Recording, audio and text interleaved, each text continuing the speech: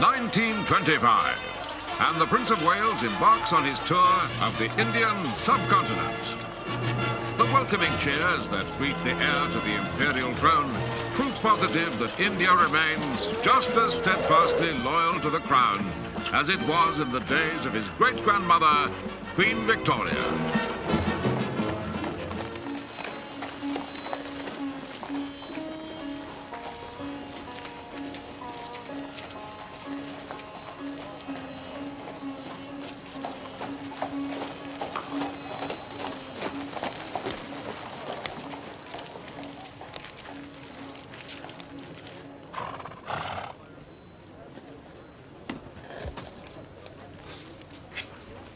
Wait there a minute.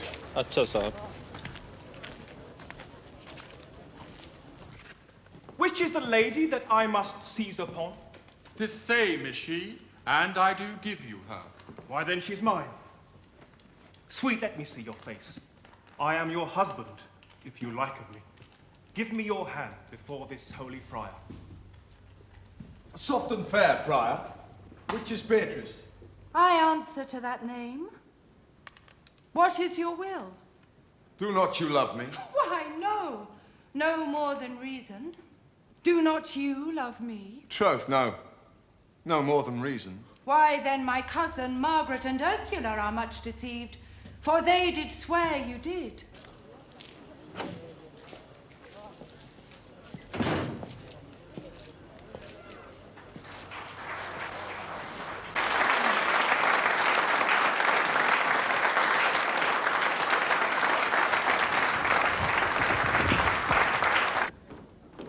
What a totally ghastly audience. I didn't think they were too bad. Now for another transformation scene.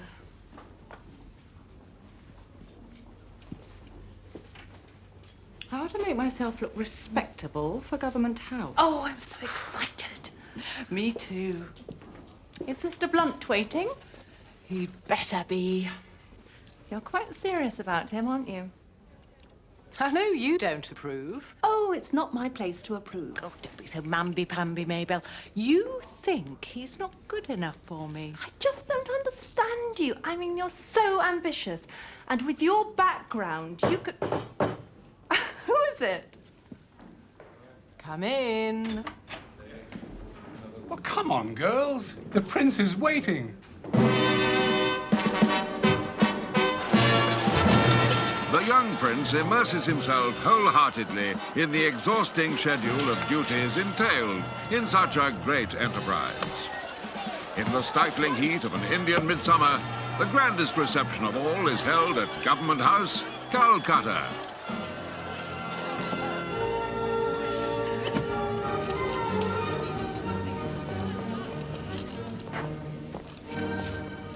There she is. Oh, why aren't you dancing, Mabel? Oh, so hot in there. Did you meet the Prince of Wales, Mr. Blunt? No, never got closer than 5 yards. We've got something to tell you. Oh, no, Gerda, please, you promise. Alistair wants it kept secret from his stuffy family, but we're going to be married. Oh, that's wonderful. Congratulations, Mr. Blunt. When will this be? Quite soon, actually. Alistair's bank want him back in London next month. Oh, come on, Alistair. I want to dance. Excuse us, please, Miss Sainsbury Seal.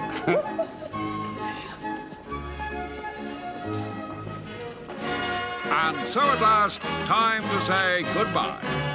As he leaves India, the jewel of Britain's vast empire, the prince can look back with pride and a job well done.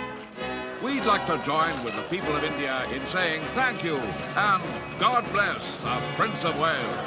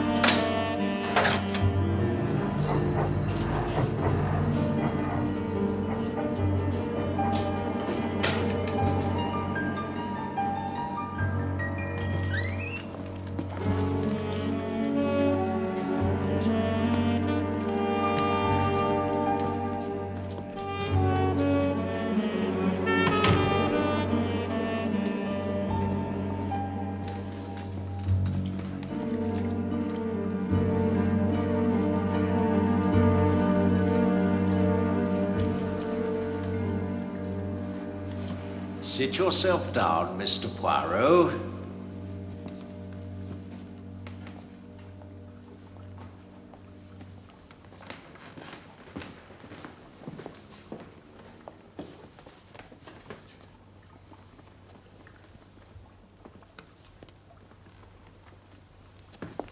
Quite comfortable?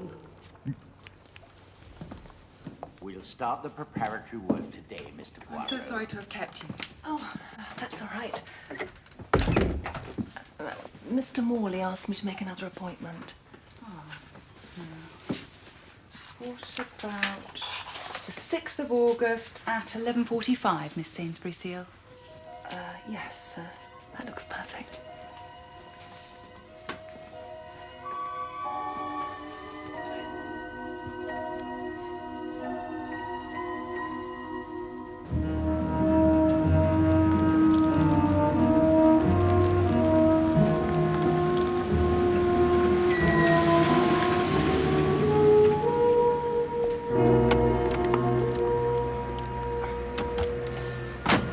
Should I get out here and take a cab, Uncle Alistair? No, it's all right. I'll walk back to the office.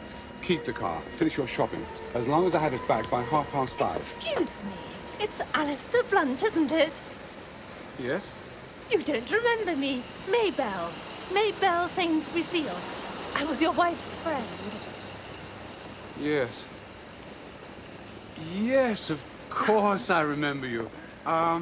I'll see you at home later then, Jane. It was in India, if you remember. Gerda and I were on tour together.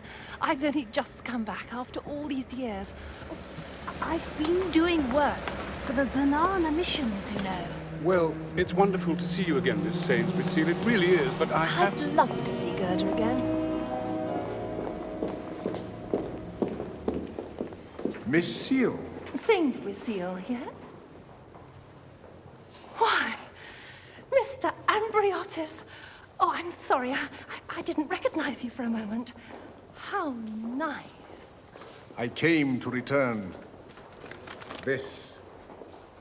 My hot water bottle. Oh, what must you think? Oh, this gentleman and I were on the boat coming back from India together. I lent him my hot water bottle when he had a toothache.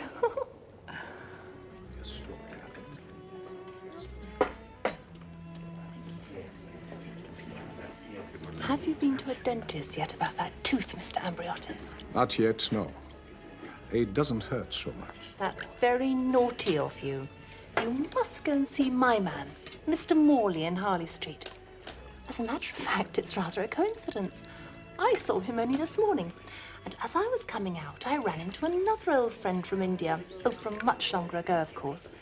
His wife and I were together in the touring company I told you about. Oh, yes, yes. When you were an actress. Quite. And he's done awfully well, I believe, since then. Mr. Alistair Blunt. Mr. Alistair Blunt, the banker. I believe so. He certainly used to work in a bank when he met Gerda. Gerda? His wife. Oh, we were such pals. Of course, she was a better actress than I. I always said she'd get on in the profession. But she left it to marry Alistair, and I left it to stay in India.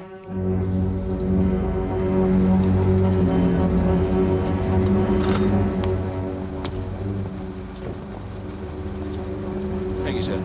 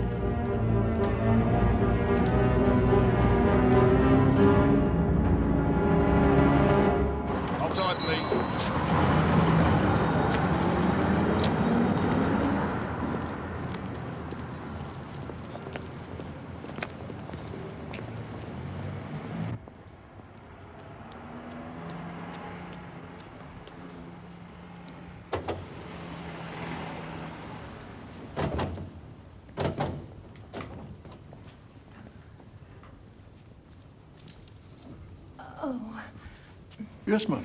My name's Sainsbury Seal. I want to see Mrs. Blunt. She's staying with Mrs. Chapman. Mrs. Chapman. Right. This way, ma'am.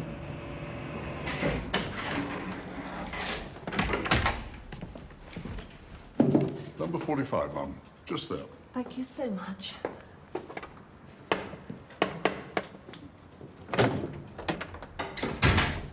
Good. After all these years.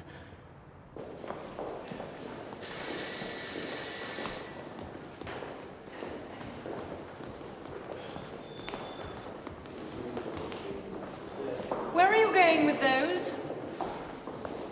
Miss Sainsbury Seal telephone, miss. She's moving to the Carlisle Hotel in South Kensington. Wants her bag sent over. Oh, yes. Go on, then.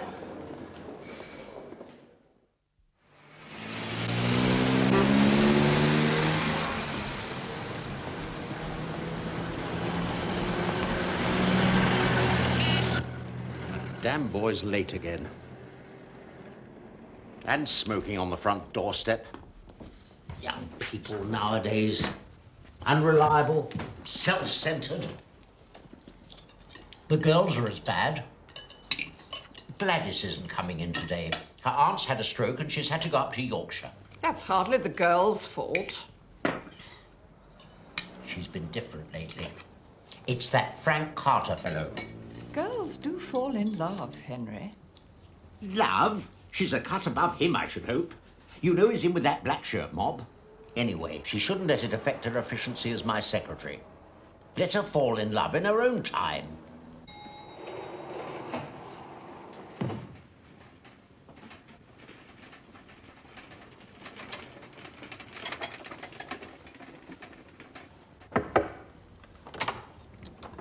Good morning, Mr. Amberiotis. Is everything all right, sir? What? No. Yes, it's just a toothache.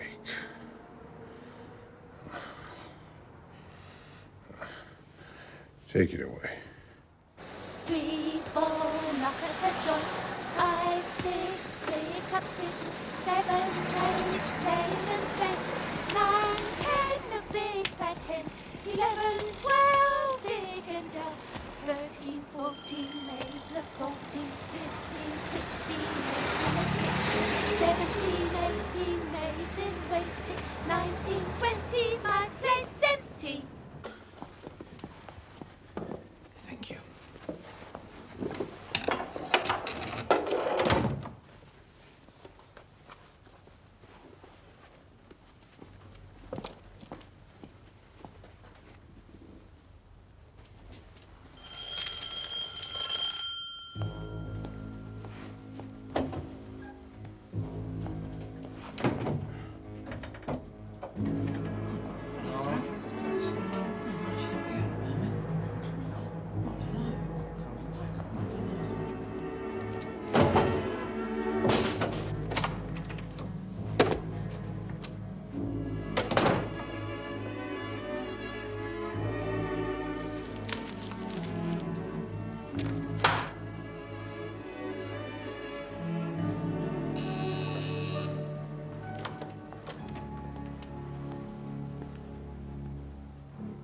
Mr. Poirot.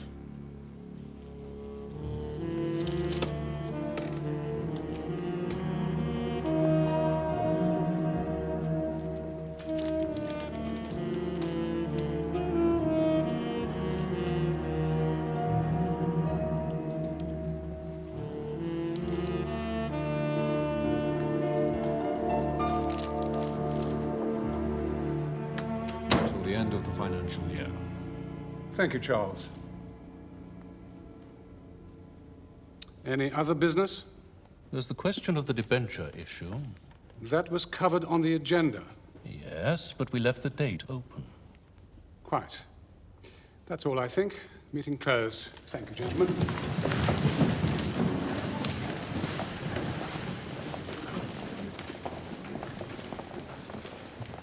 All right, Alistair. All right. Yes, I'm fine.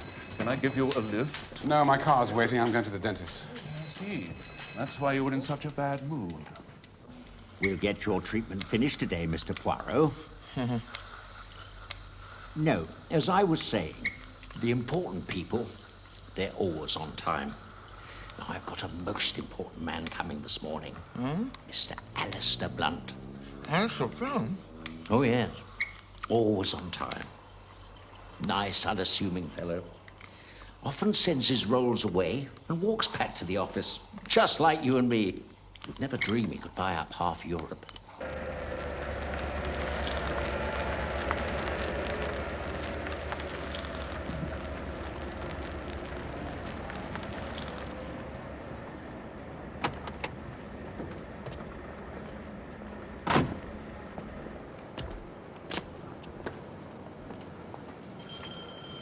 Well, goodbye, Mr. Poirot. Wasn't too bad this time, was it? No. Shall I ring for the lift for you? No, thank you. I shall walk down. I'll see you in 6 months.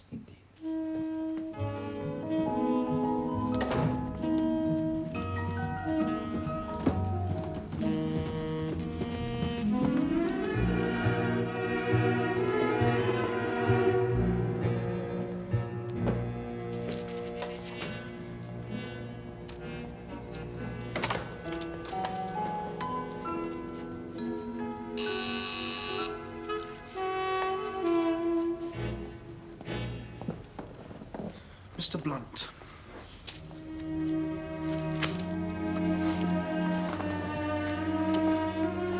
Excuse me.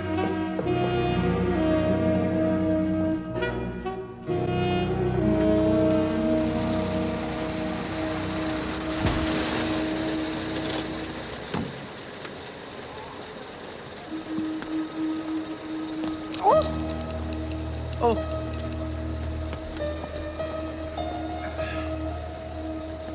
So kind. Not at all, madame. Oh, dear. Thank you. You are welcome, madame. Thank you so much.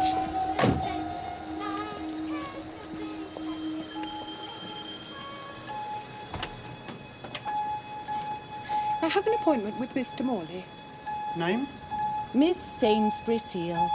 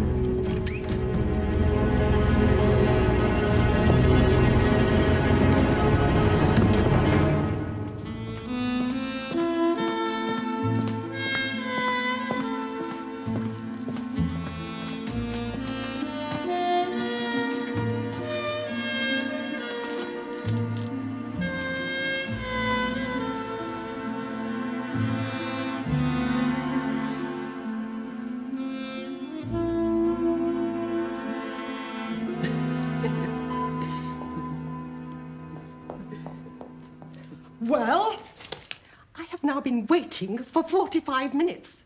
My appointment was for 12:30.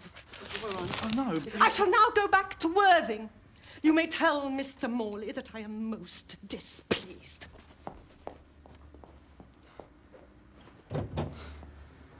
I am most displeased.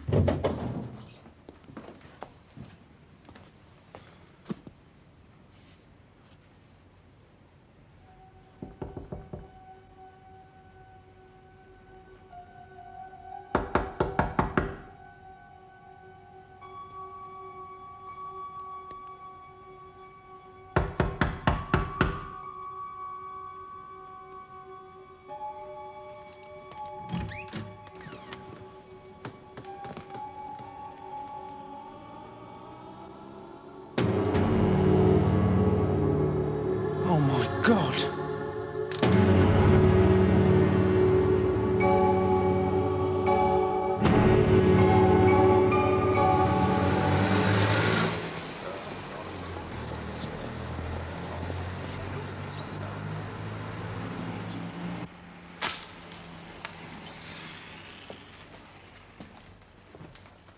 Revolver grasped in lifeless fingers.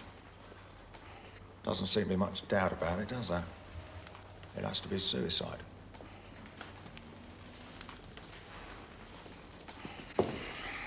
C'est incroyable. All right, you can move him now.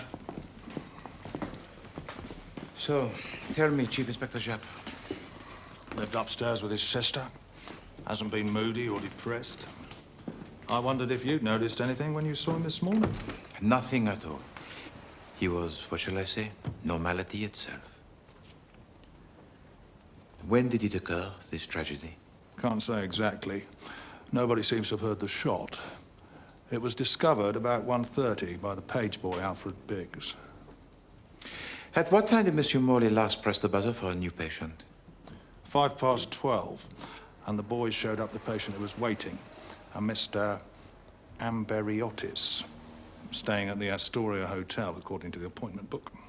And at what time did he leave, this Monsieur Amberiotis? Well, the boy didn't show him out, so he doesn't know. But I rang up the Astoria, and Mr. Amberiotis says he looked at his watch as he closed the front door, and it was exactly 12:25. So, at 25 minutes past 12, our dentist, he is the normal dentist, huh? Cheerful, competent, urbane. And the very next moment, despair, misery, what you will, and he shoots himself? It's quite incredible to me that my brother should have committed suicide. He'd been quite his usual self, had he, madam? Not upset in any way? He was annoyed. He had a busy day in front of him, and his assistant had received a telegram to say her aunt had had a stroke. She left for Yorkshire by an early train. And your brother? He was annoyed at this? Well, the fact is, his assistants got engaged to a rather unsuitable young man, and it occurred to Henry that this young man had persuaded her to take the day off. What does he do, this young man? Frank Carter is, or was, an insurance clerk. He lost his job a few weeks ago and seems unable to get another. Did your brother try and persuade her to break off her engagement? Oh, yes, he did, as a matter of fact. So this Frank Carter would quite possibly have a grudge against your brother. Is that Miss Neville? She's back in a rare taking, she is. The whole thing was a wicked practical joke. There wasn't anything wrong with Auntie at all. She couldn't understand it when I suddenly turned up. Are you quite sure it wasn't your friend, Mr. Carter, who sent this telegram? Frank? Whatever for? Oh, I see what you mean. A put-up job between us. We wouldn't do a thing like that. Tell me, mademoiselle, what patients had Monsieur Morley this morning? They're all in here.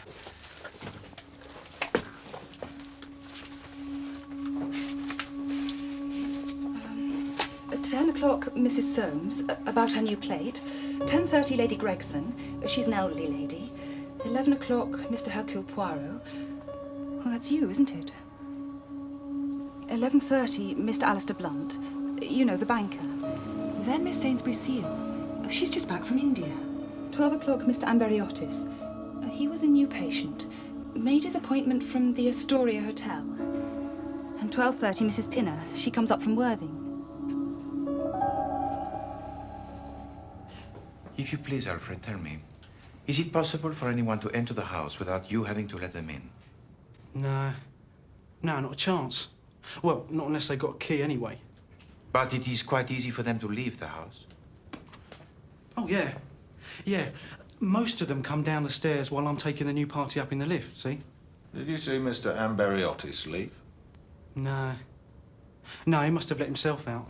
But you are quite sure that nobody else came to the house this morning? Only the patients? That Miss Neville's young man came round. In a bit of a paddy he was not to find her here. We haven't heard about this before. Well, when I told him Miss Neville was out for the day, he got quite shirty. Said he'd wait and see Mr. Morley. Then he went into the waiting room.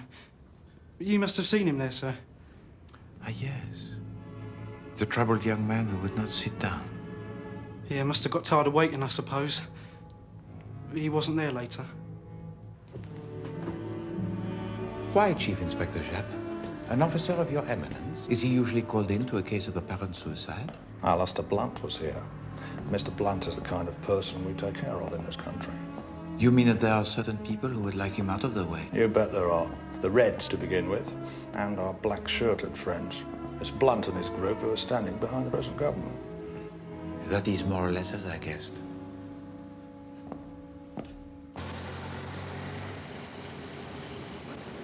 Tell me something about Monsieur Blunt, Chief Inspector. Alistair Blunt.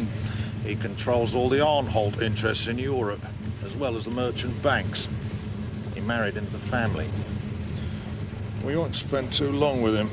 I want to get onto the Astoria. As it stands at the moment, this Mr. Amberiotis was the last person to see Mr. Morley alive. This is the second occasion this year that my allowance has not been paid on time, Alistair. You must talk to the bank, Julia, or to the trustees. Only my poor dear sister was still alive. If she were alive, Mother, you couldn't benefit from her will. That is a wicked thing to say, Jane. It's not wicked, it's true. The truth is often wicked. I'm sorry, Julie, this is not my business. When I die, the capital will come to you to do with exactly as you wish. Until then... Until then, I am expected to exist. I won't say live. On the pittance from the trust. $25,000 a year can scarcely be called a pittance.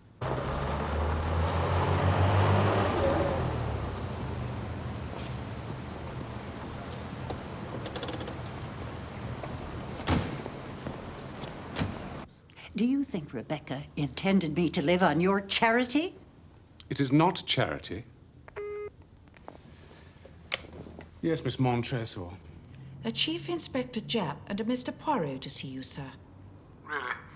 Would you show them in, please? Chief Inspector Japp. How do you do, sir? This is Mr. Hercule Poirot.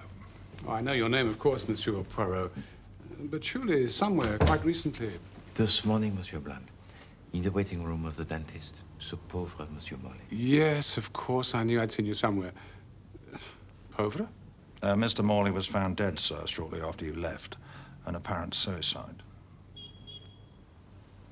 Morley? Suicide? What an extraordinary thing. Forgive me, I'm sorry. This is my niece, Miss Oliveira, and her mother, Mrs. Oliveira. Mademoiselle? Madame? I've never heard of a dentist committing suicide before. Wouldn't happen in the States, you can be sure of that. They're too damn rich to kill themselves. He seemed in good health and spirits this morning, Mr. Blunt? Well, I think so, yes.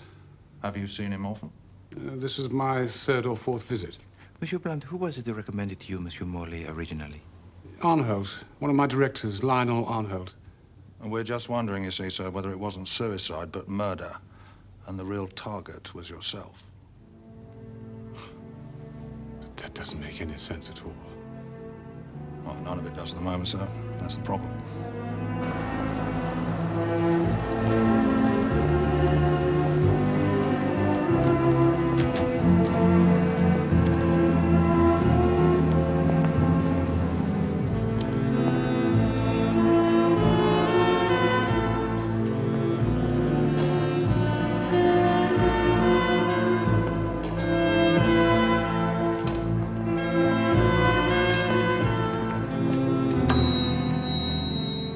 Good evening. We'd like to see Mr. Amberiotis. I'm sorry, sir. I'm afraid you can't. Oh, yes, I can, my lad. Police. You don't understand, sir. Mr. Amberiotis died half an hour ago.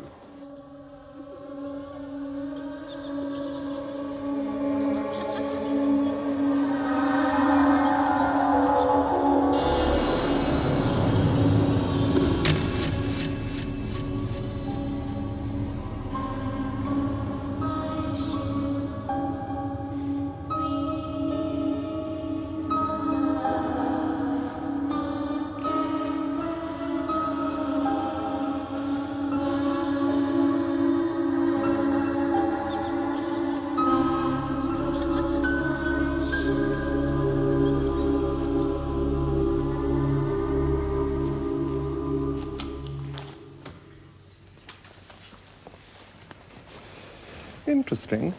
Interesting, Dr. Manning? Mr. Amberiotis died of heart failure.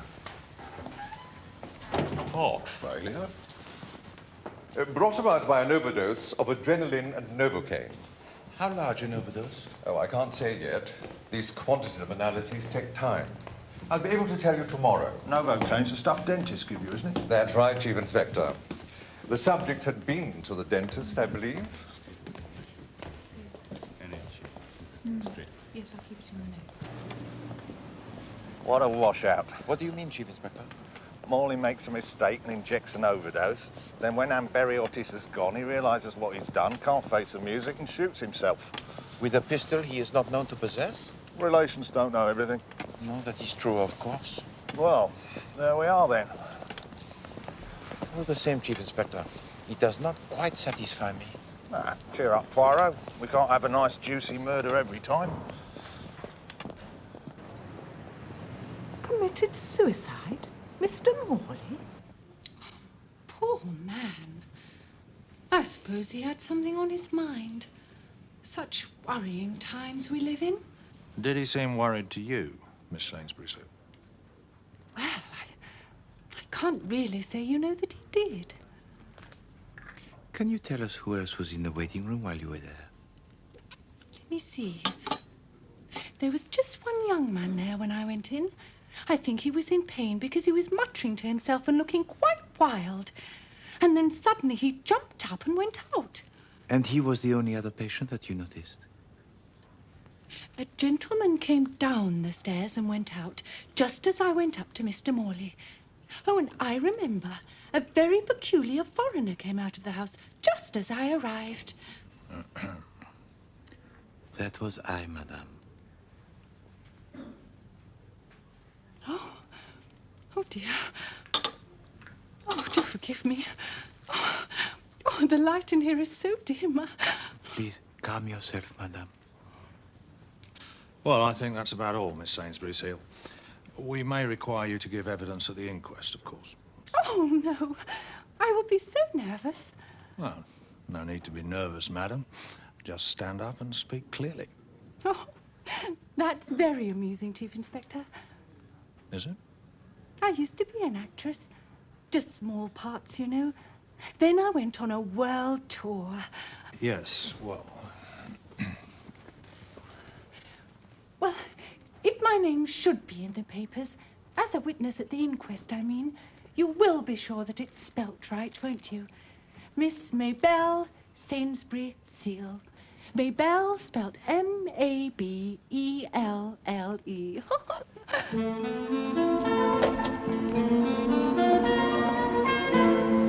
Blimey.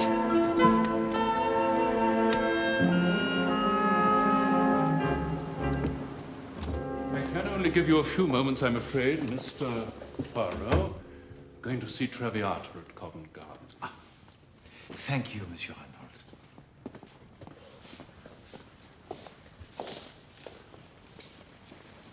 What's this all about? It is about the death of the dentist, Monsieur Henry Morley.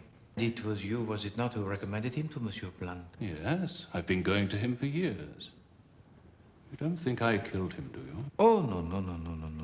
Quelle idée. No. It is just that I'm given to wonder whether Monsieur Blunt was not perhaps the intended victim. I don't quite see how that works. No.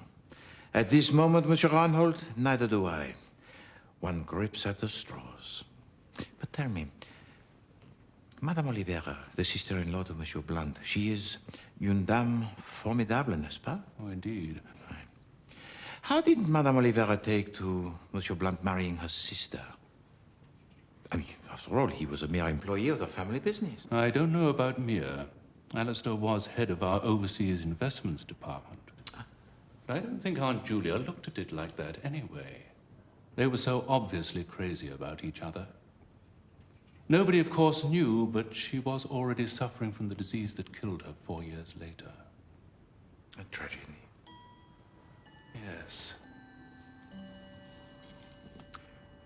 Pardon. I must detain you no longer from your Monsieur Verdi. Monsieur Anholt, I thank you very much for your patience, and I hope that you enjoy the opera. Thank you.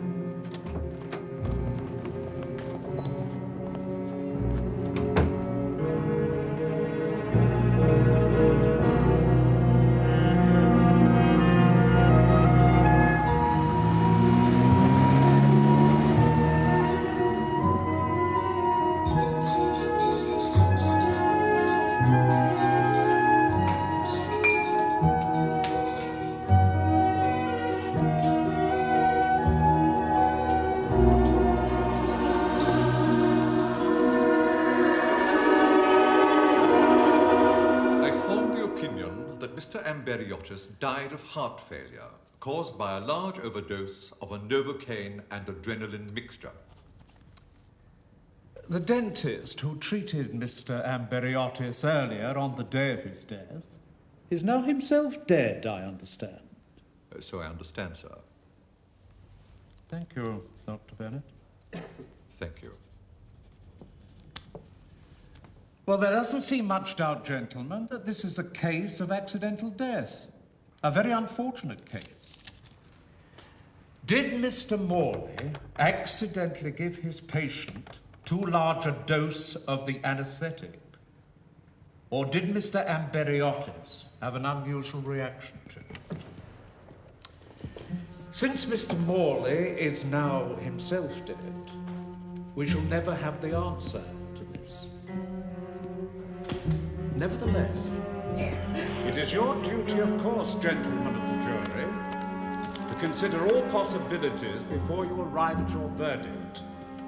But I must remind you that before delivering a verdict of accidental death, for instance, we would have to be convinced, beyond reasonable doubt, that there was no intention on the part of any person, known or unknown. Nobody's seen hide nor hair of Miss Sainsbury Seal since Tuesday. Such a nice type of woman. And she seemed so happy here. I wouldn't have bothered you with this, sir, but I remember she'd been a witness in that other case. No, quite right, Beddoes. Why should she disappear?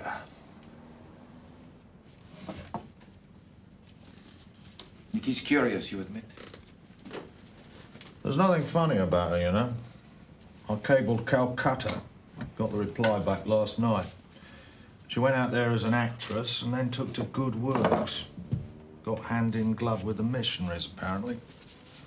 What I call a terrible woman. But definitely not the type to get mixed up in a murder. You got anything? Stockings. 10-inch, cheap silk, price. Probably 2 shillings and 11 pence. You're not valuing for probate, Poirot.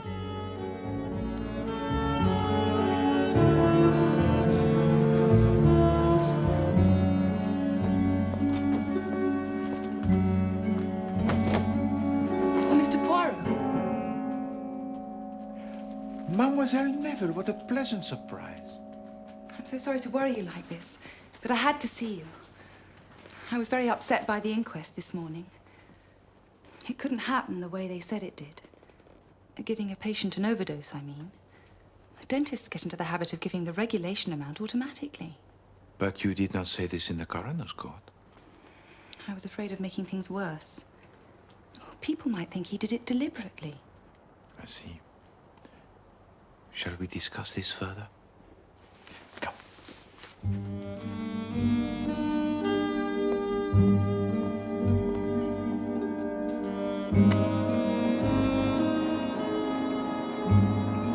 I should like to know a little bit more about the telegram you received calling you away on that day.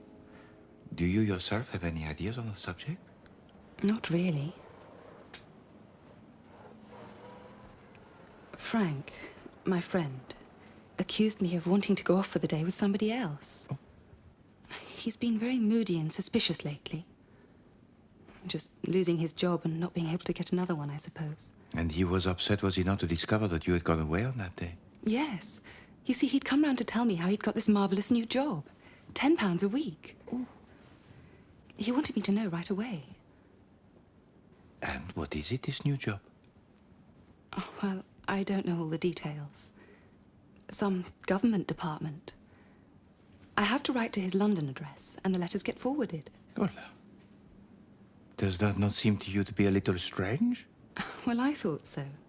But Frank says it's often done nowadays. I should like to meet this friend of yours, mademoiselle. His only free day is Sunday. He's away in the country all the week. Eh bien, tomorrow is Sunday. I'm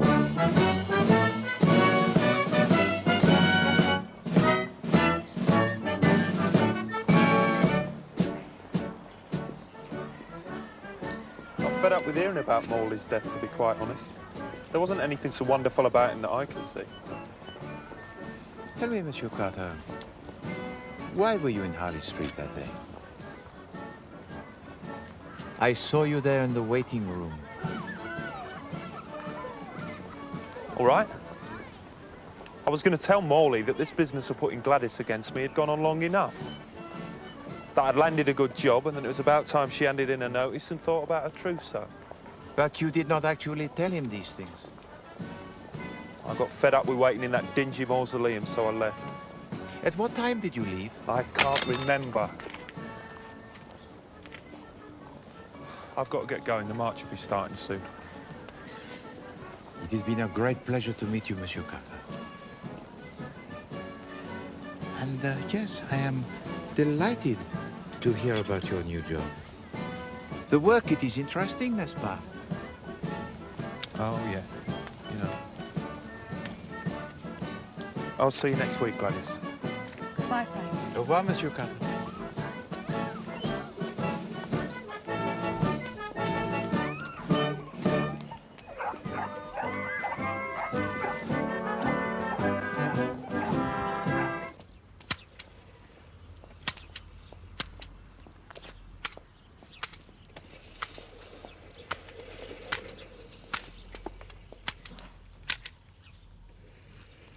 Are you receiving visitors, mon ami? Good heavens. Poirot. Chief Inspector? What on earth brings you to Isleworth on a Sunday afternoon? Business? What else?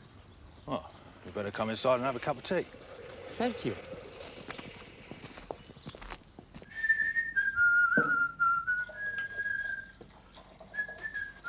Madame Japp, she is not at home? No. Some blessed meeting. Women's Institute, Parish Council or something, I don't know. Do you take sugar, Poirot? Do you have perhaps a tisane? Oh, come off it, Poirot. This is Isleworth, you know, not Swanley Pan.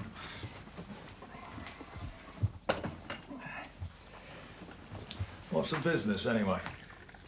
I wondered if you'd been able to trace the telegram that was sent to Mademoiselle Gladys Neville. Yes, we did, as a matter of fact. Rather clever. The aunt lives in Richmond in Yorkshire. The telegram was handed in Richmond, Surrey, just down the road here. Do you know what I think, Chief Inspector? What's that?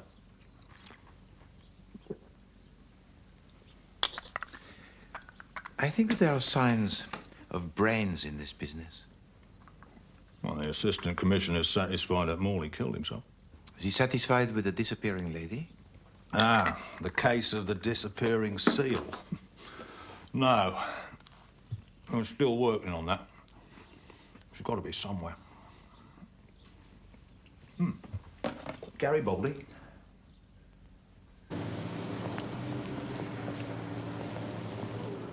And I really think my feelings ought to be considered in the matter, Alistair. But your feelings have been considered, Mother. Yes, Julia, that is true. Mr. Poirot to see you, Mr. Blunt. Thank you, Helen. Monsieur Poirot, it's very good of you to come. Monsieur Blunt. Well, if you are going to talk horrors, I shall leave.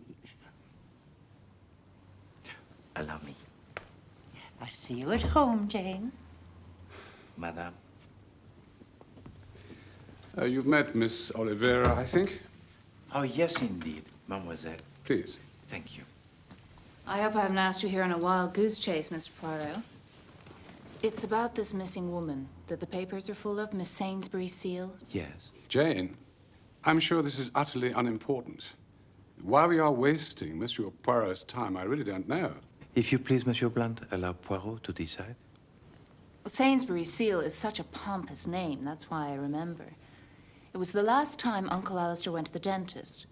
Well, I don't mean the other day, I mean about a week ago. I was with him, and we stopped in Harley Street, and just as he got out, a woman came out of the dentist, a middle-aged woman with fussy hair and rather dowdy clothes. Oh, Mr. Blunt, you don't remember me, I'm sure. People are always saying that, and I never do. I was a great friend of your wife's, you know. They usually say that, too. It always ends the same way. A subscription to some charity or other. £5 to a Xenon mission this time. And had she really known your wife, Monsieur Blunt? Well, The mention of the Zanana mission made me think she may have done. We were in India about 4 years ago, just before my wife's death. Perhaps we met once at a reception. I think it's queer the way she tried to scrape an acquaintance with you. And she did not try to, how do you say, follow it up in any way? Why not? I'd forgotten her name even until Jane spotted it in the paper.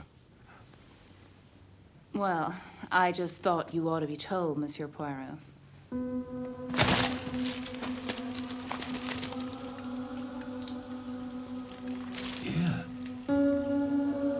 Here, Alison.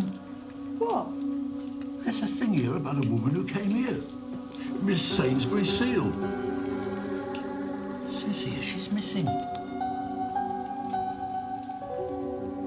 You don't have a pass key? No, I've never had one. We can't just break in. Well, suppose something's happened to her. Yes, and suppose she's gone off on holidays. Oh, no. Oh, no. Go on, Sarge. Right.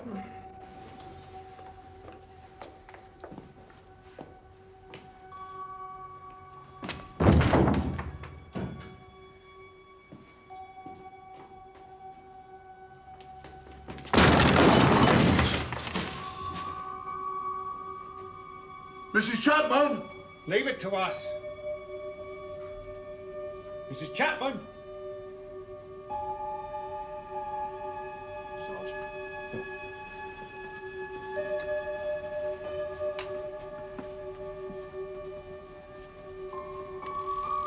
Hello?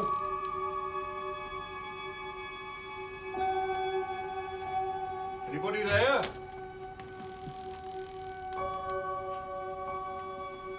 Mrs. Chapman?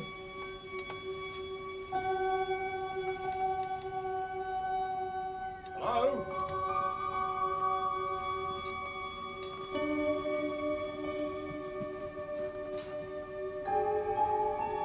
Anybody here?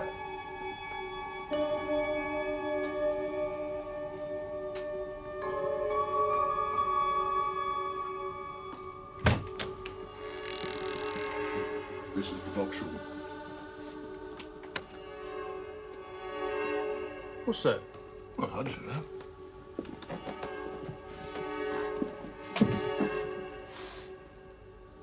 Shall I open it, Sarge?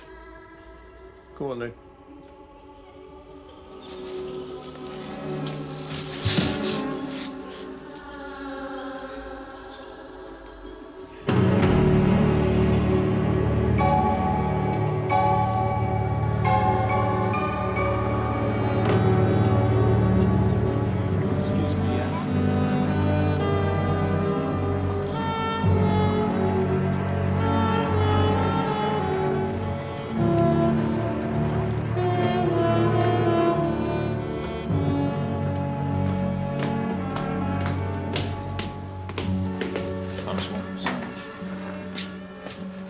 It's not particularly pleasant.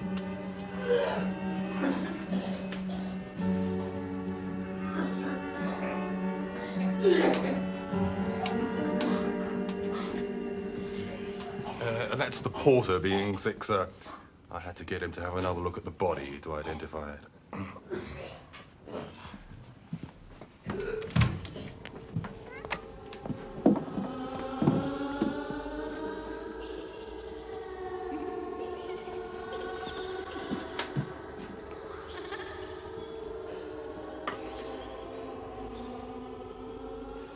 There's some brandy in the other room.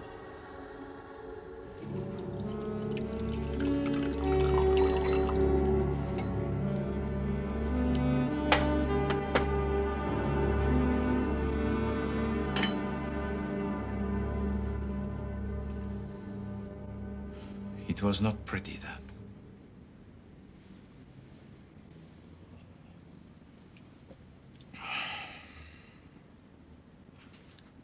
Tell me all about it, Chief Inspector. The flat belongs to a Mrs. Albert Chapman. Can't tell you much about her, really. Pays her bills, fond of a game of bridge, keeps herself to herself, more or less. The neighbours say they've hardly ever seen her, in fact. And Mr. Chapman's a commercial traveller, apparently, so he spends most of his time away from home. And Mademoiselle Sainsbury-Seal? She came here on the evening of our interview with her, about 7:15. The porter's wife was cleaning up here and saw her arrive. She'd been here once before, the porter says. No, one thing's for certain. Sylvia Chapman, or Sylvia's friends, murdered the lady, put her in the box and made off. But why was the face so battered? Sheer vindictiveness, maybe. Or it may have been with the idea of concealing the woman's identity. I don't know. No fingerprints anywhere as far as we can see. You mean every fingerprint in the apartment was removed after the murder? That's about the size of it.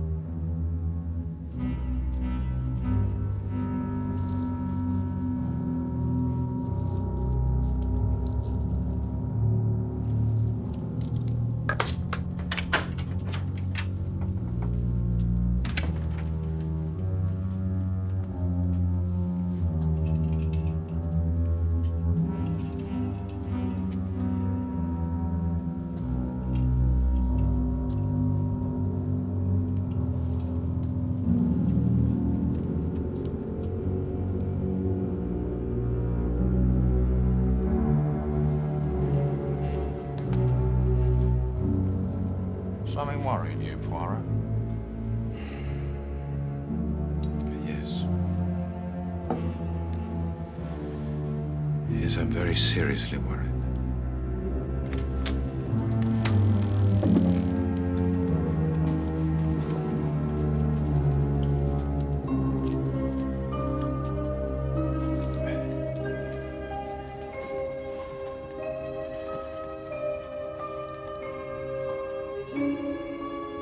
Here you see an insoluble problem. One patent leather shoe, complete with buckle. What's wrong with that? Nothing. Absolutely nothing. All the same, I do not understand.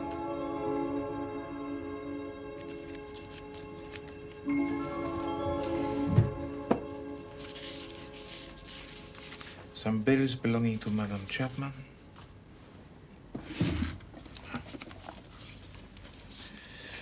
Some old theater programs.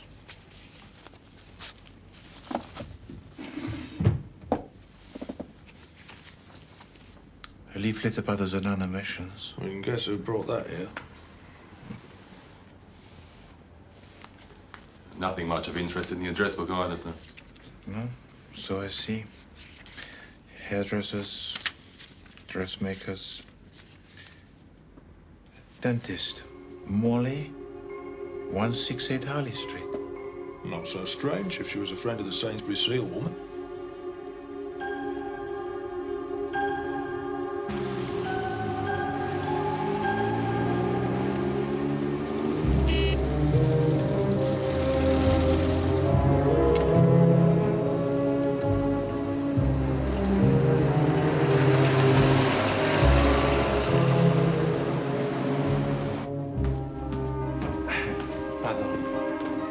Mr. Poirot?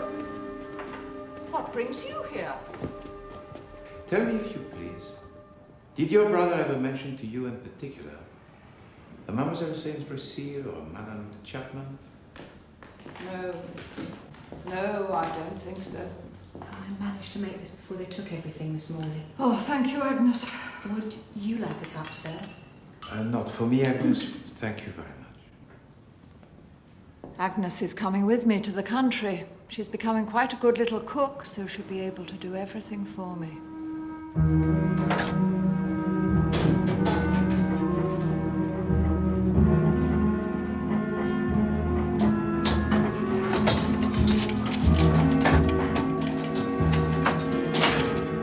Excuse me, sir. Yeah. For asking. Yeah. But does anyone know anything more about the master's death, sir? Nothing fresh has come to light, Agnes. They're still quite sure he shot himself because he'd made a mistake with that drug. Yeah. Why do you ask? I only... Agnes! I just want to be sure, sir. Agnes!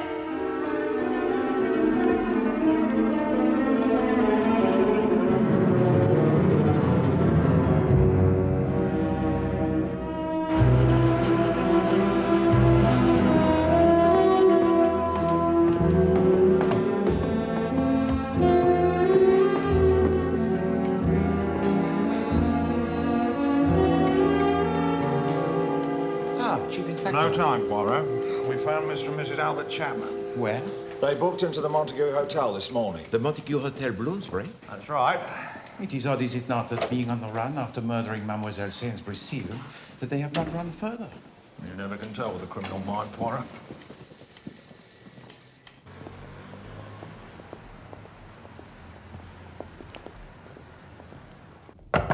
Open up! Who is it? Police! Police? Just open the door, Mr. Chapman. Here! All right, there's no need for anyone to get hurt. You are Mr. Albert Chapman? Yes? And this is Mrs. Chapman? Yes? What's the meaning of this? I'll ask the question, sir. Do you live at number 45 Litchfield Court in Battersea No. in the county? What do you mean, no?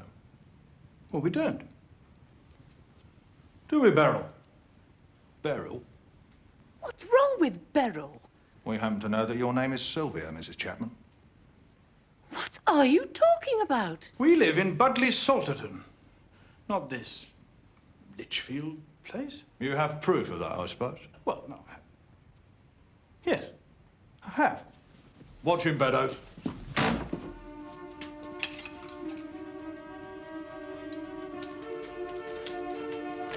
What's this? Our wedding lines, if you must know. We were married this morning.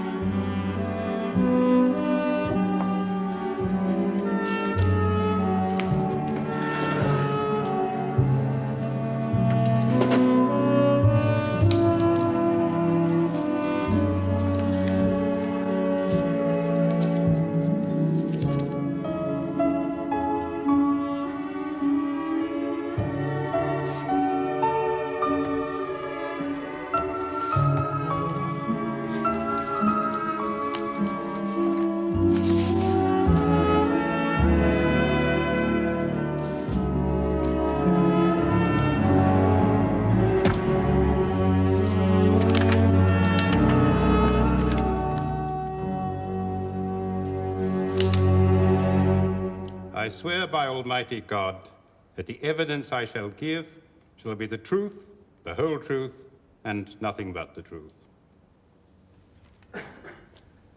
You are Mr. John Leatheran, Yes, sir? and you are a dentist. Yes, sir. I've taken over the dental practice of the late Mr. Henry Morley at 168 Harley Street. I see. You were recently called to examine the body of the deceased for purposes of identification. Were you not? I was, sir. The police believe the body to be that of Miss Maybelle Sainsbury Seal, who was a patient of Mr. Morley's. I see. You've inherited, as it were, the late Mr. Morley's patients. That's right, sir. And of course their dental records. Right. And could you identify the body from these records? I could, sir. It was not Miss Sainsbury Seal. It was Mrs. Sylvia Chapman, another patient of Mr. Morley's.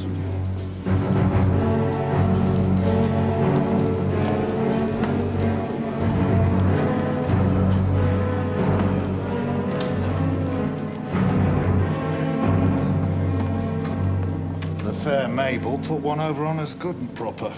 I wouldn't have thought she was capable of murder, but that's what it looks like now. Sylvia didn't murder Mabel. Mabel murdered Sylvia. Perhaps. It crossed my mind that Morley might have been killed so he couldn't identify the body. But as you have just heard, Chief Inspector, the records would still have existed. That's right. Anyway, I'm going back to work. Oh, Chief Inspector, this morning I received a letter from Monsieur Blunt. He has invited me to his house in the country. He may have a commission for me. Well, you always did move in exalted circles, Poirot.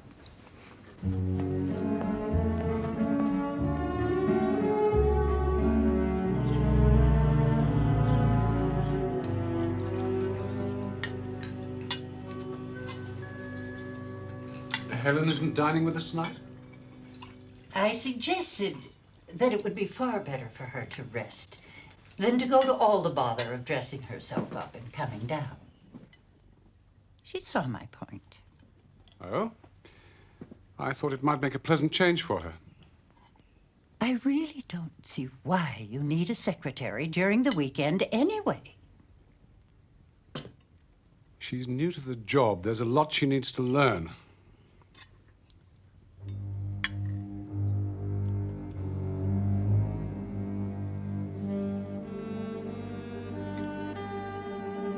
Monsieur Poirot? There's a great deal about which I am not entirely satisfied. What do you want of me, Monsieur Blunt? I want you to find this woman, Sainsbury Seal. Alive or dead? You think she may be dead?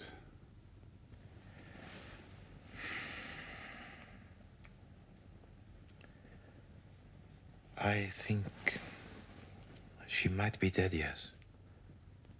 Why do you think so? Because of a pair of new silk stockings I discovered.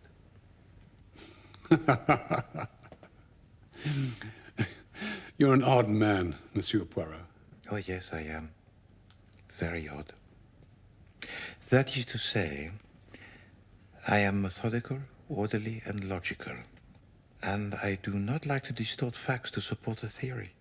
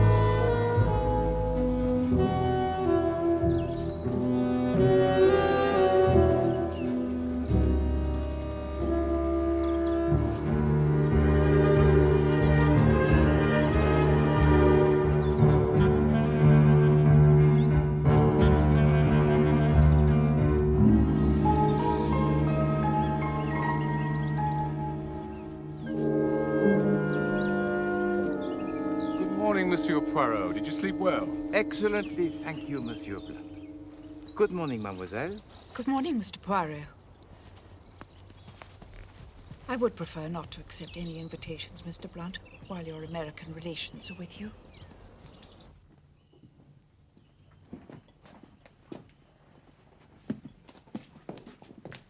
Good morning.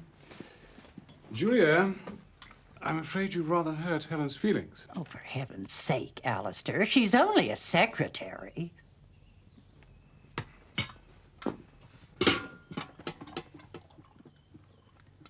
I noticed that you have a gardener who you must have employed recently. Yes, we took one on a couple of weeks ago. But do you know from where he came? I'm afraid not. McAllister, the head gardener, engaged him. What is his name? Well, I don't know. Dunning. Sunbury, something of the sort.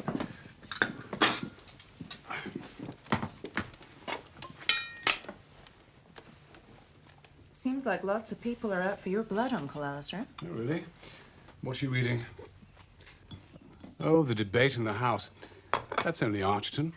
If we let him have his way, England will be bankrupt within a week. Did you know there are over 2 million unemployed in this country? One can't make an omelette without breaking eggs, Jane. I think we do pretty well, all things considered. Industrial production was up 3% last year.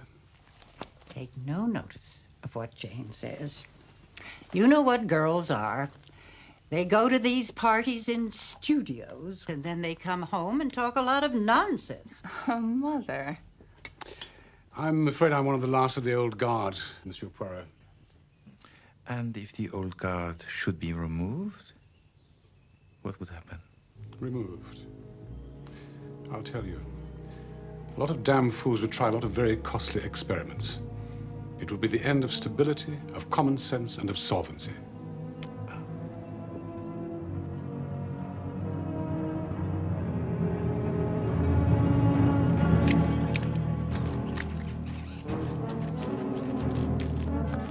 Of course, we've always taken great pride in our herbaceous borders here. They're a lot of work, mind, but well worth the effort, I've always thought. Ah, now these flowers here, they are beautiful. Yes, they're particularly good this year. And look at these here. Good God! Drop that gun! Wasn't me, I tell you! Oh no, just shooting at the birds, I suppose. Oops, I caught him right at it. I was just weeding the beds. I heard a shot, the gun fell right at my feet, I picked it up and this stupid cow jumped on me. Now then, Dunning, Dunbury, what is your name? His name is Frank Carter. You've had it in for me all along. I never fired that shot. In that case, who did? As you can see, there is no one else here but ourselves.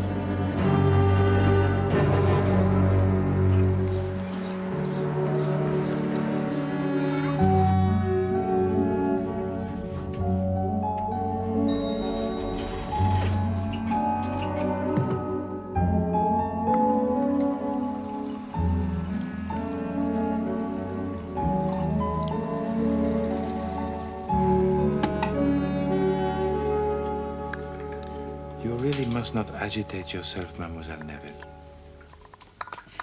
First they tried to pretend that Frank attempted to murder Mr. Blunt. And now they've accused him of murdering poor Mr. Morley. Sugar? No, thank you. I was down there, you know, at Exham, when the shot was fired at Monsieur Blunt. It's these black shirts. They march around waving their banners. They have this ridiculous salute. And they work up these poor men like Frank until they think they're doing something wonderful and patriotic. And that is the defense of Monsieur Carter? No, I haven't seen him, of course. They wouldn't let me.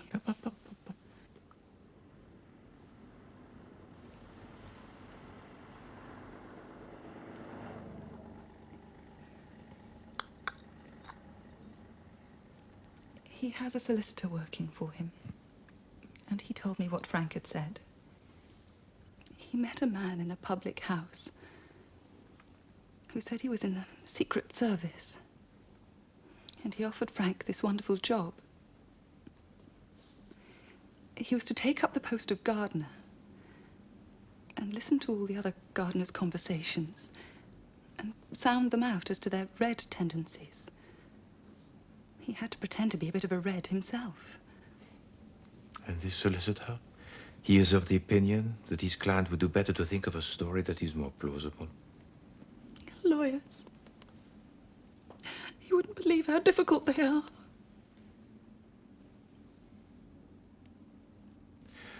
Mademoiselle Neville, what did you think of the housemaid, Agnes? I didn't think at all about her. Mr. Morley's sister kept a strict eye on the maids. Why are you asking? She wrote to me a letter, and as yet I do not know why.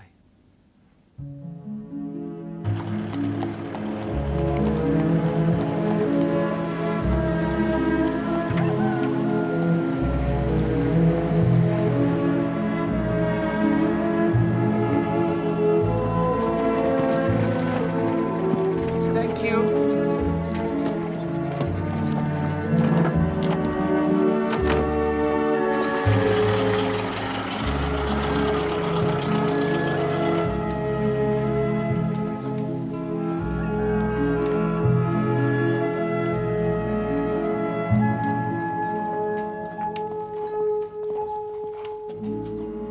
Your tea, madam. Thank you. I hope you didn't mind me writing you that letter, sir. Only I didn't want for you to come to the house. I mean, if I was to say anything in front of Miss Morley, she might say as how I ought to have said something before. But me and the cook, we'd read in the papers how the master had made a mistake with that drug and that had shot himself. So it did seem quite clear, didn't it, sir?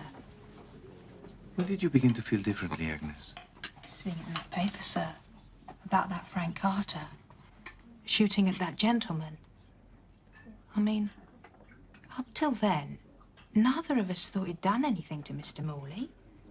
We just thought he was a bit queer. What was queer, Agnes? It was that morning, sir. The morning Mr. Morley shot himself.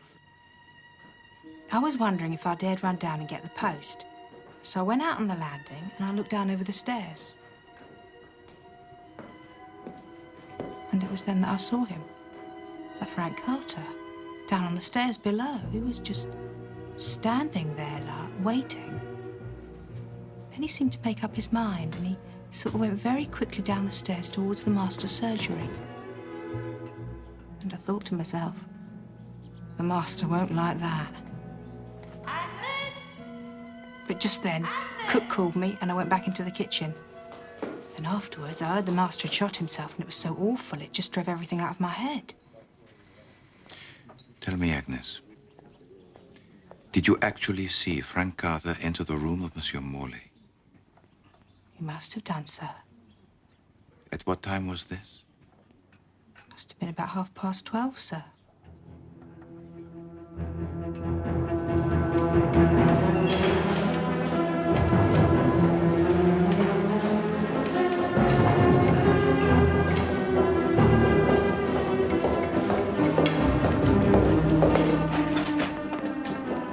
I want to see Frank Carter. What's the big idea? You are unwilling? What do you want to see Carter for? Ask him if he really murdered Morley? Yes. And I suppose you think he'll tell you if he did? He might tell me, yes. That can only mean that you've got hold of something that proves more or less conclusively that he didn't. You ought to play fair with us, Poirot. I am playing fair with you, Chief Inspector. Believe me.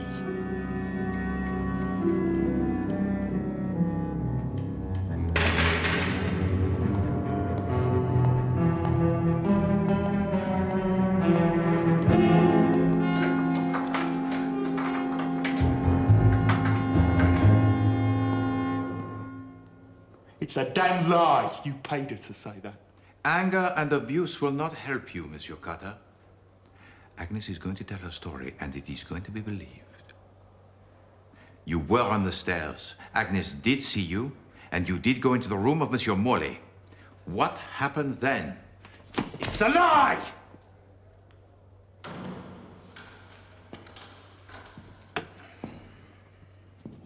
No. It is not a lie. If you did not kill Monsieur Morley, your only hope is to tell me the exact truth of what happened that morning.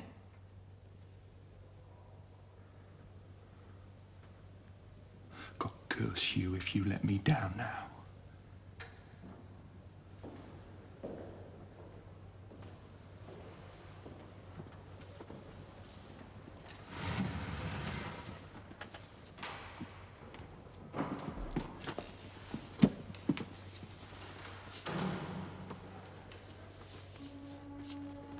I did go in. I went up the stairs and waited above Morley's landing till I could be sure of getting him alone. Then a bearded gent came out and went down the stairs. I was just making up my mind to go when another gent came out and went down the stairs too. I knew I had to be quick. I went along and nipped into his room without knocking. I was all set to have it out with him. But he was lying there dead, and I could see the bullet hole in his head with a black crust of blood round it.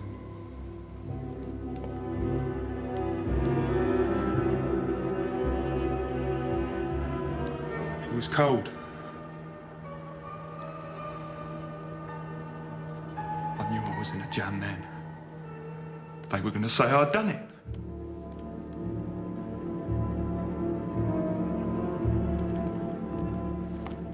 I hadn't touched anything except his hand and the doorknob. I wiped that with my handkerchief, both sides as I went out. There was nobody in the hall, and I let myself out and legged it as fast as I could. That's the truth. He was dead already. You've got to believe me.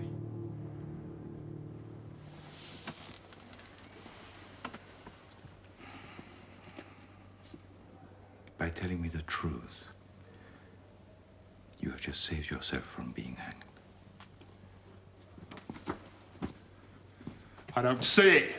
They're going to say if I Mr. Cutter, your story has confirmed what I knew to be the truth. You can leave it now to me.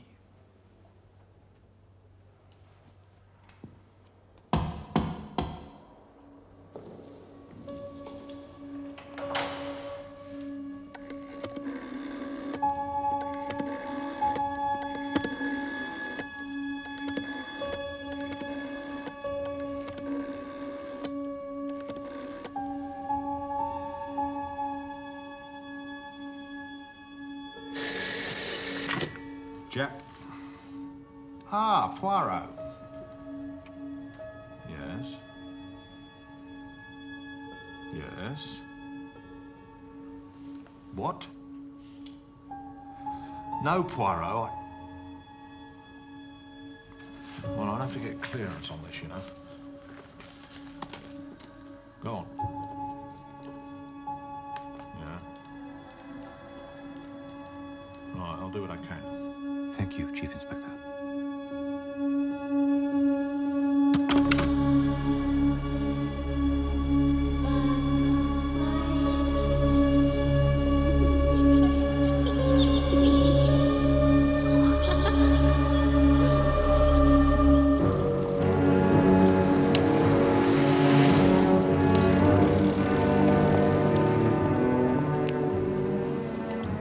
Mr. Hercule Poirot, sir. This is about Miss Sainsbury Seal, is it? Have you found her? I hope you do not object, Monsieur Blunt, but I have invited a few other people to join us.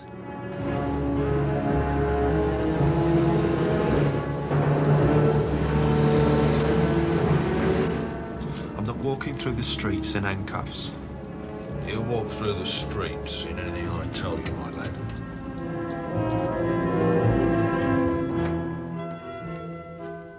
I hope this is a matter of importance, Alistair. That Belgian detective sent a most insolent message to us. Mother?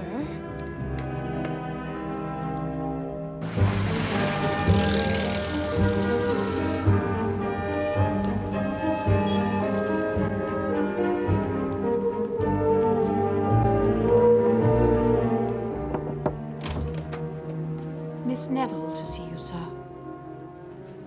Mademoiselle Neville. Are there many more, Monsieur Poirot? If so, we may be more comfortable in the boardroom. Is the boardroom free, Miss Montressor? Yes, Mr. Blunt.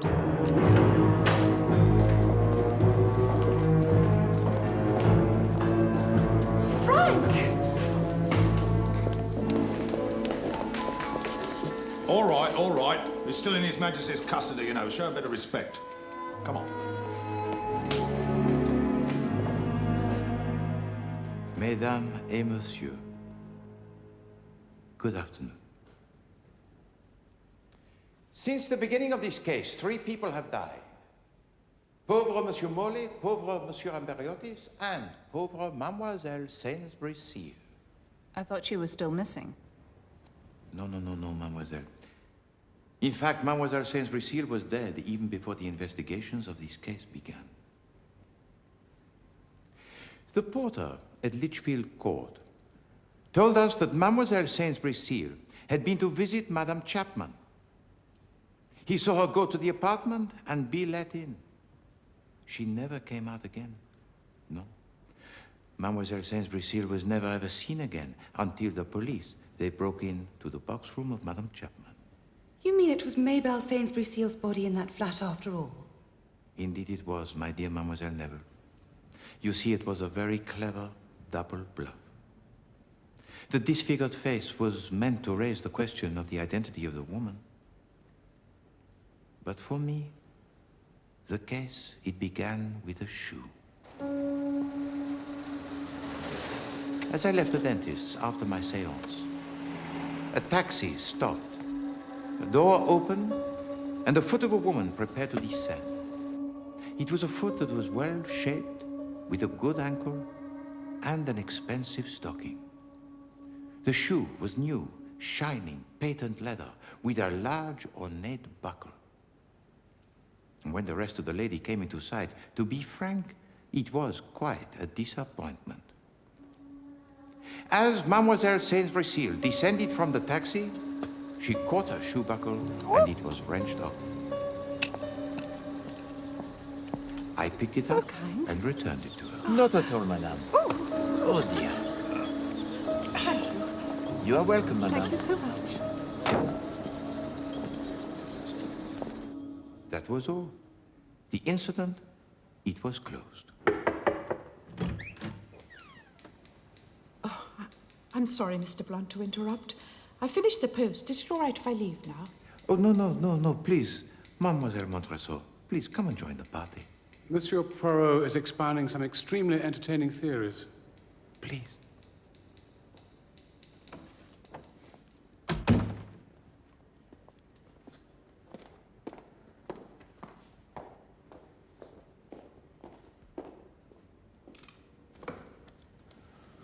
Go on, Poirot. Thank you.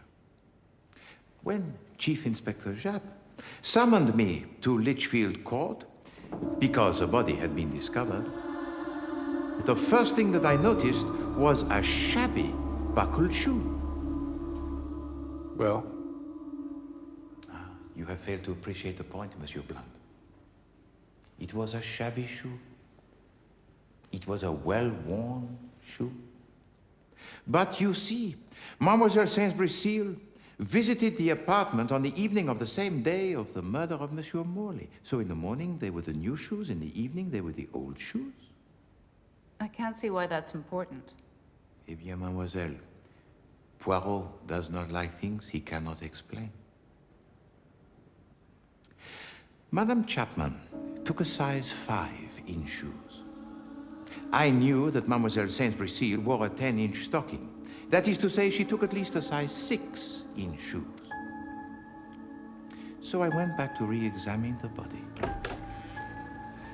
My idea was that the face had been disfigured to hide the fact that it really was the body of Madame Chapman dressed in the clothes of Mademoiselle Saint-Brécile. Mais non. The shoe on the body was size 6. So it looked as if it was the body of Mademoiselle Saint-Brécile after all. But then why was the face so disfigured? By coincidence, the dentist of Mademoiselle Saint-Brécile was also the dentist of Madame Chapman, Monsieur Morley. But he was dead. However, the records, they would have still existed, huh? So the successor to Monsieur Morley would have been able to positively identify the body as that of Mademoiselle Saint-Brécile. Could you identify the body from these records? I could, sir. It was not Miss Sainsbury-Seal. It was Mrs. Sylvia Chapman, another patient of Mr. Morley's. But if it was the body of Madame Chapman, why was she dressed in the clothes of Mademoiselle Saint-Brécile? An interesting problem, n'est-ce pas? So, I cast my mind back to the Mademoiselle Saint-Brécile whom I had met, whom the Chief Inspector Japp had met. I used to be an actress. Just small parts, you know. Then I went on a world tour.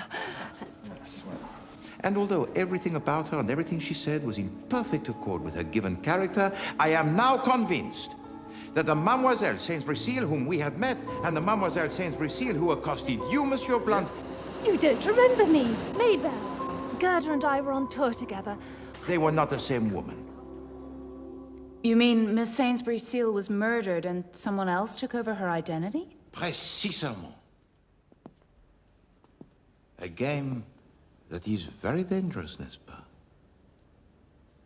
But the rewards, they were very high. Rewards? What rewards? In just one moment, if you please, Madame Olivera. Perhaps Mr. Morley was murdered because he would have been able to identify Miss Sainsbury-Seal's body by her teeth. Perhaps. However, now we must face the facts. In the beginning, we believed that the body of Monsieur Morley was first discovered by the page boy Alfred at about 1:30. But the fact is, I now know that the body was first discovered by Monsieur Frank Carter about 1 hour earlier at about 12:30.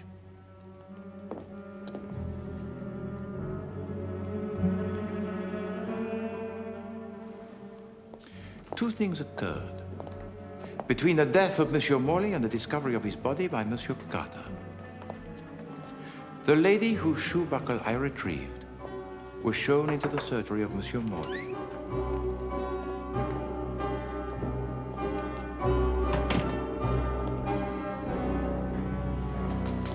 While her accomplice drags the body into the office of the secretary, the second Mademoiselle Sainsbury Seal changes the labels on the files of Monsieur Morley to ensure that the body would be identified as that of Madame Chapman. She then leaves. Alfred shows in the next patient to the surgery of Monsieur Morley.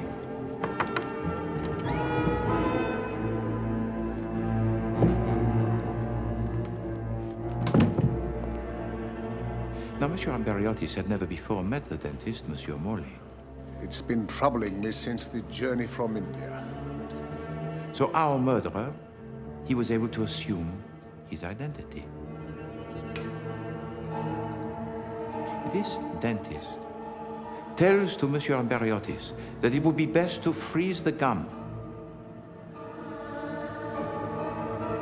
He then administers an injection which contains a dose of Novocaine and adrenaline, which is sufficient to kill him 6 hours later. But why? Why would anyone want to kill this man? Because Monsieur Amberiotis had learned something from Mademoiselle Sainsbury Seal. He had learned a secret. And a secret that could make him a very rich man.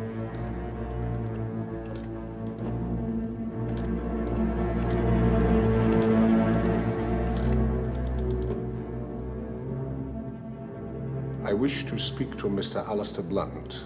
And Monsieur Amberiotis, he was a blackmailer. Are you seriously suggesting Amberiotis was blackmailing me?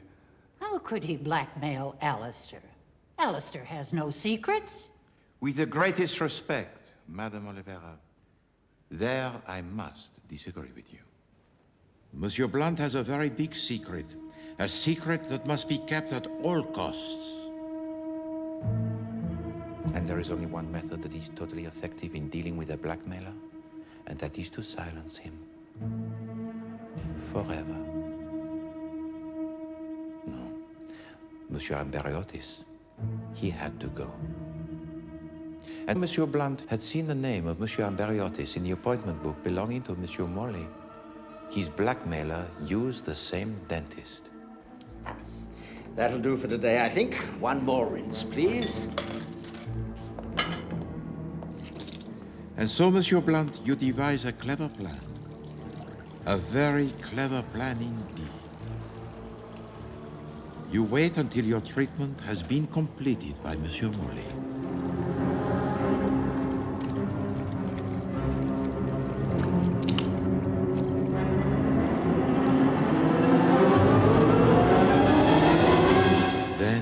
You shoot him.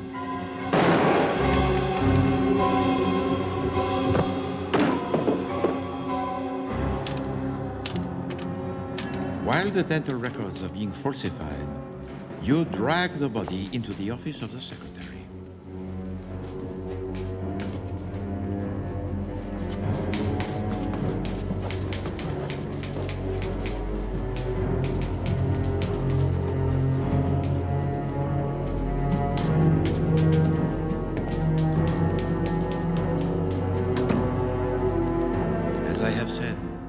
Monsieur Amberiotis had never before met Monsieur Morley, so there was no reason for him to suspect anything.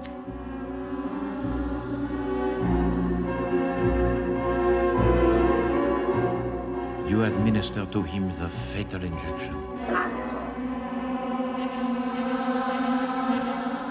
And when he has left, you drag the body of Monsieur Morley back into the surgery and arrange it to look like suicide.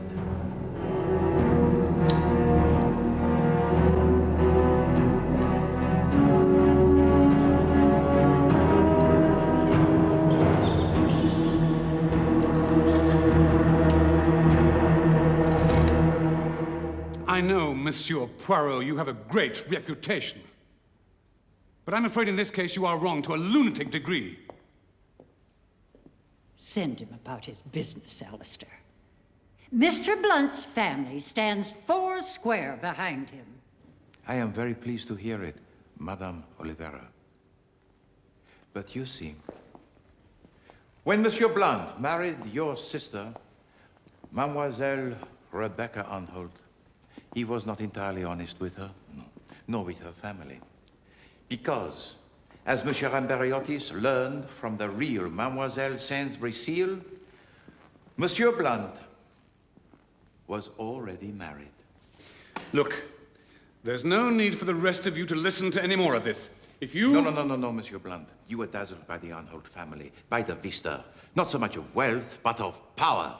And so dazzled were you that you deliberately committed a bigamy and your real wife acquiesced in the situation. Oh, what rot! What a fine portrait is this, Monsieur Blunt. Such a portrait would be to any boardroom an ornament. Monsieur Blunt standing beside his beloved wife, the former Mademoiselle Rebecca Anholt. However, Mesdames and Messieurs, I have here in my pocket a certificate of marriage between Martin Alistair Blunt and an actress by the name of Mademoiselle Gerda Alexandra Grant, dated April the 25th, 1925. And Mademoiselle Gerda Grant is still very much alive. Oh, yes. Indeed, she is in this very room.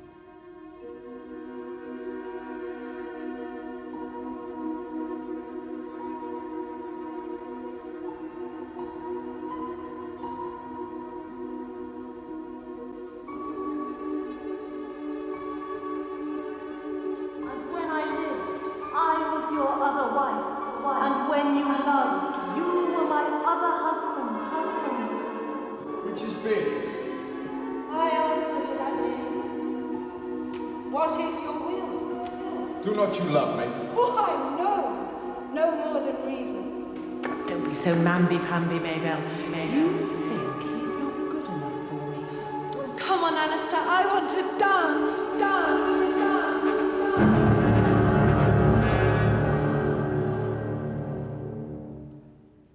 Gerda got such a kick out of it all, didn't you, old girl?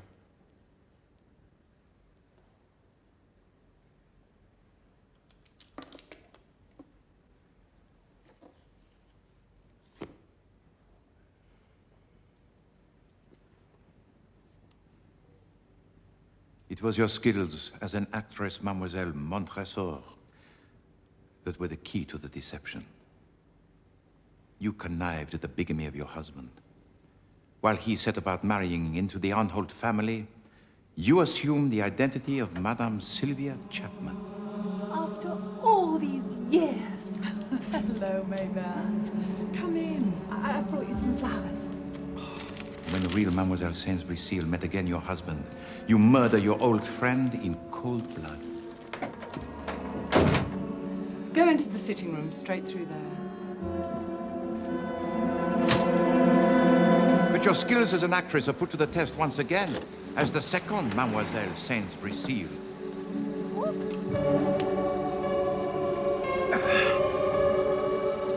So kind. Not at all, madame. Unfortunately for you, it was Hercule Poirot who retrieved your shoe buckle that day. But having safely deceived the Chief Inspector Japp and myself, or so you thought, you took the opportunity to be as close as possible to your husband. You assumed the name of Helen Montresor and joined him as his new, efficient secretary. We'll never make these people understand, will we, my darling? Such ordinary, unimaginative people. I wish I could make you understand, Monsieur Poirot, about my meeting with Rebecca and my marriage. Gerda understood, didn't you, old girl? We could have married again after Rebecca's death, but, do you know, we'd come to rather enjoy all the secrecy. She's an actress through and through. She would have found it very dull being just one character. Well, I've killed 3 people, so presumably I ought to hang, but haven't I done something for England? I have held it firm. I have kept it solvent. I have kept it free from dictators. I am necessary to the continuing peace and well-being of this nation. Is he saying what I think he's saying? What about me? He was going to let me hang. Précisément. Monsieur Blunt, with his usual efficiency, had provided for himself a second line of defense. If things went wrong, you, Monsieur Carter, you were to be the scapegoat. You see by now, Monsieur Blunt knows of Monsieur Morley's opinion regarding you. And so he arranges for you to be engaged in a most mysterious fashion. As a gardener. Ah, now these flowers here, they are beautiful. And how easy for Helen Montresor to fire a shot vaguely in your direction. Drop the pistol at your feet, where you are bound to pick it up. Drop that gun! Help! Oh, Mr. Blunt! You are caught red-handed. And of course, nobody is going to believe your story, your ridiculous story, about being employed by the Secret Service. No. As far as Monsieur Blunt is concerned, you can end your short life on the gallows. I don't waste pity on people like him. Eh bien, Monsieur Blunt, that is where you and I, we do not see alike. For to me, the lives of those 3 people are just as important as your own life.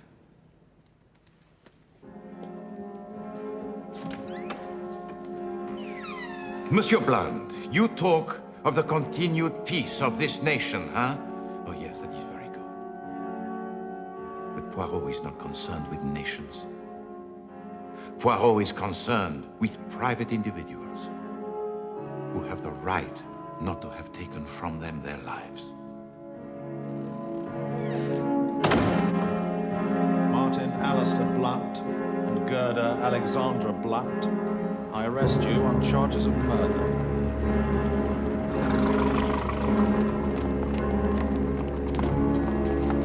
Please.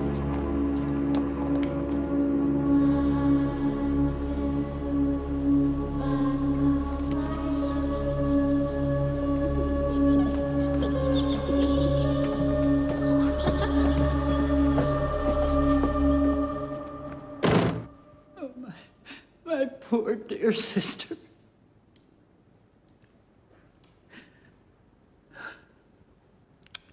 I don't know why I'm crying. Come on, Mother. I never liked him anyway. Why don't we go back home? To New York.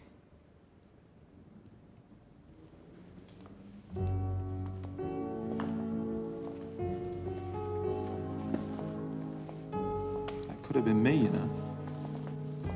I think I'm going to keep a close eye on you in future, Frank Carter. You're not safe out on your own. Secret Service.